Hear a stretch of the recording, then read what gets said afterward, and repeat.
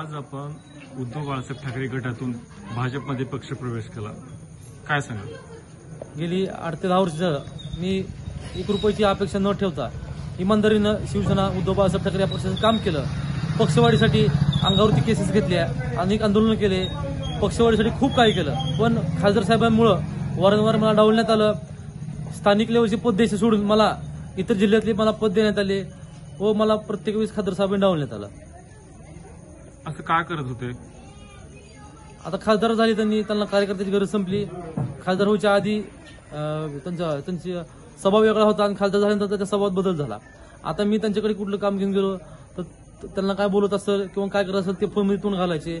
एक सर्वसामान्य म्हणजे मी त्यांना बोलतोय आणि ते एक पुतळा आहेत असं गृहीत धरून ते मला माझ्याशी वागत होते. म्हणजे मी एका पुतळ्याला बोलतोय असं मला वाटत होतं. असं खासदारांमध्ये काय गुण आले ओमराजेंमध्ये की तुमच्या सोबत असं करायला लागले?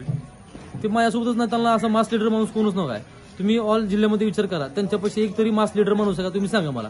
ते काय करतात, डायरेक्ट जनता तुम्ही ओमराजे म्हणते, आधीमध्ये नेता ठेवत नाहीत. कारण का, उद्या जर मी स्ट्रॉंग झालो, समजा त्यांना तुळजापूर 100 फोन जात असतील, उद्या मी स्ट्रॉंग झालो तर त्यांना 50 फोन जातील, 50 फोन मला येतील, हे त्या भावनेचे आहेत. व उद्या ओमराजे निंबाळकर यांनी पक्षांतर केलं तर ते लोक ओमराजेच्या पाठीमागे येण्यासाठी हे सर्व षडयंत्र चालू आहे.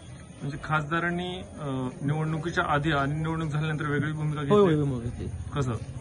आता तुम्हीच बघा ना, जरांगे पाटलासाठी आधी जरांगे पाटलांना आधी किती वेळ जाऊन भेटले खासदार व्हायच्या आधी, आणि खासदार झाल्यानंतर जरांगे पाटला त्यांनी एकदा पण भेटले नाहीत. आधी वेगळी भूमिका होती आणि नंतर वेगळी भूमिका झाली. खासदारांचं काम कसं वाटतं?